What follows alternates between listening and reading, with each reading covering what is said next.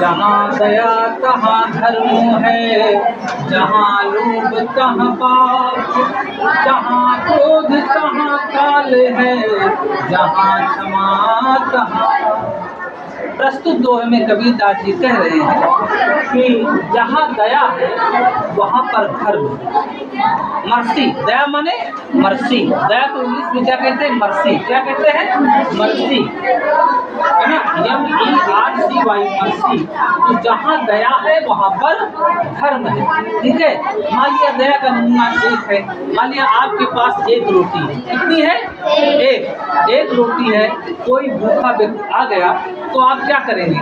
आपके अंदर दया है तो उसमें से एक टुकड़ा उसको भी दे सकते हैं या आधी दे सकते हैं। ठीक है। और ये दया नहीं है तो फिर क्या करोगे?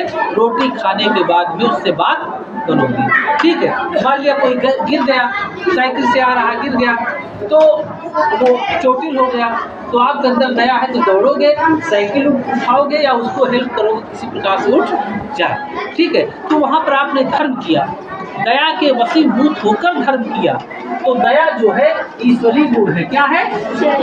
हाँ, ये ईश्वरीय गुण है।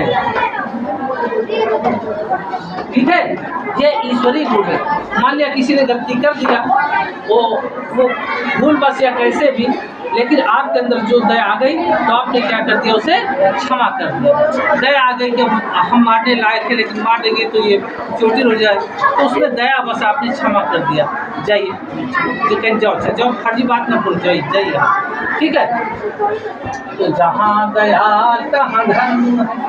यदि आपके अंदर दया है तो वहाँ धर्म अवश्य होगा, वहाँ पे धर्म अवश्य होगा। जहाँ दया तहाँ धर्म है, जहाँ पर दया होगी वहाँ पर धर्म होगा। और जहाँ लोभ तहाँ पाप।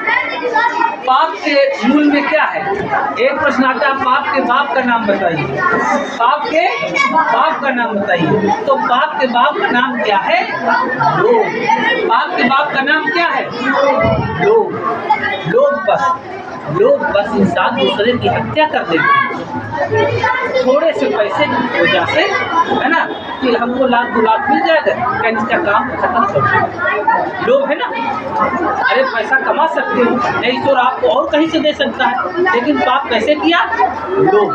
लोग माने लालच के चक्कर में पाप आपने कर दिया। लालच के चक्कर में लोग एक दूसरे को पॉइजन दे देते हैं। क्या दे देते हैं? विष दे देते हैं कि मर जाए, जिसकी संपत्ति हमारी हो जाए। लोग के कारण, लालच कारण पतियों को दे देते हैं विष, पति पत्नियों को दे देते हैं, बच्चे माता पिता को दे देते हैं। किस बस? लोग बस ये संपत्ति मेरी आ जाए, ये रास्ते से हट जाए, है ना? इस प्रकार से भाइयों को दे देते हैं कि बस हम ही अकेले रहे, सारी संपत्ति मेरी। लेकिन राम देखो, राम क्या थे? राम को जब राज्य वनवास हो गया था तो भरत क्या थे? भरत कहते थे कि राम आकर राजगद्दी पर बैठे, लेकिन राम क्या कहते थे? भरत बैठे। दोनों भाइयों में था कि आप राजा बनते, आप पर ये था। तो लोभ, यदि लोभ है तो वहाँ पर पाप हो जाएगा। लोभ है तो पाप हो जाएगा।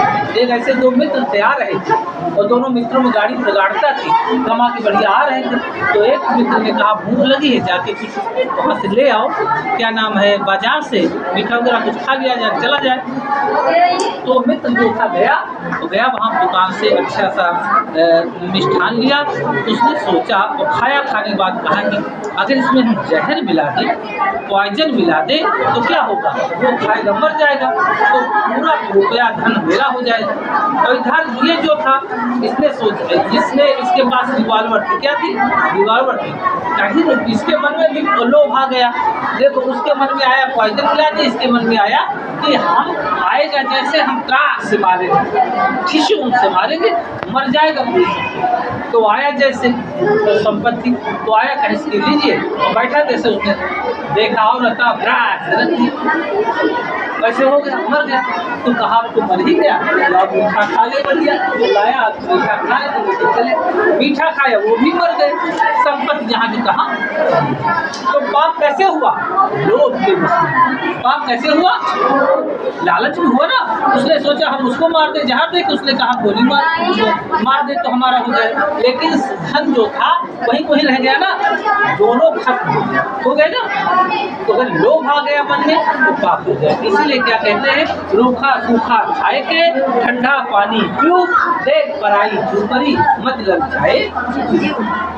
जो भी ईश्वर ने दिया है मेहनत कर्म कमाई की, उसे खाना चाहिए और दूसरे की संपत्ति को नहीं देखना चाहिए। तुलसीदास जी लिखते हैं कि जननी समझाने पर नारी और धन पर आए बिसते बिस भारी।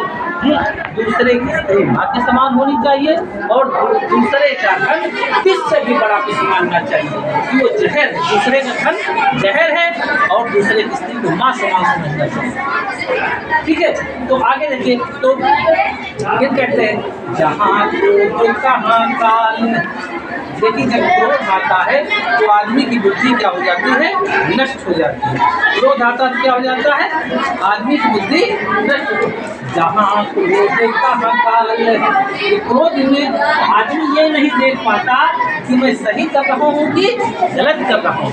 क्रोध के वशीभूत होकर इंसान ये नहीं देख पाता कि मैं सही कर रहा हूँ कि गलत कर रहा हूँ। यदि क्रोध शरीर में आ गया तो समझ लीजिए काल जो है वो आ गया। क्रोध के वशीभूत अगर हो गए तो वहाँ पर काल का वास हो गया।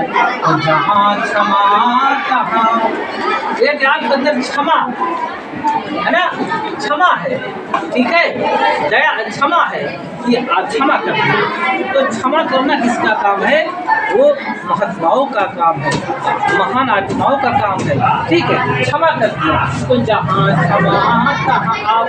यदि आपके अंदर क्षमा है तो वहाँ पर ईश्वर का वास है। किसका वास है, हाँ, यदि क्षमा है तो वहाँ पर ईश्वर का वास है। तो एक बार फिर से देख लेते हैं, जहाँ दया तहाँ धर्म है, जहाँ लोभ तहाँ पाप, जहाँ क्रोध तहाँ काल है, जहाँ क्षमा तहाँ, है ना।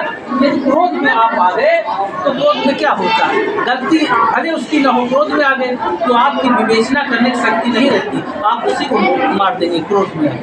तो क्रोध में कोई निर्णय नहीं लेना चाहिए, पहले सोचना चाहिए, समझना चाहिए, तब किसी के ऊपर आरोप लगाना चाहिए या उसे कोई सजा देनी चाहिए। तो क्रोध में बचना चाहिए, क्रोध आए तो बचना चाहिए। ठीक है, और क्षमा, जहाँ क्षमा तहाँ आप। जहाँ क्षमा है वहाँ पे साक्षात ईश्वर का वास है, जहाँ पे क्षमा है वहाँ पर साक्षात ईश्वर का वास है। तो एक बार मेरे साथ पढ़ लीजिए इस दोहे को और इसको पढ़कर कर लीजिए।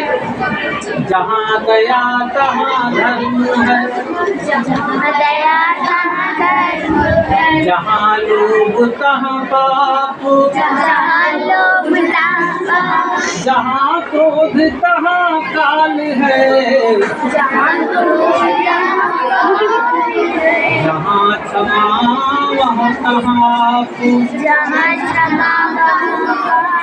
तो आप लोग समझ गए, इस दोहे को समझ गए।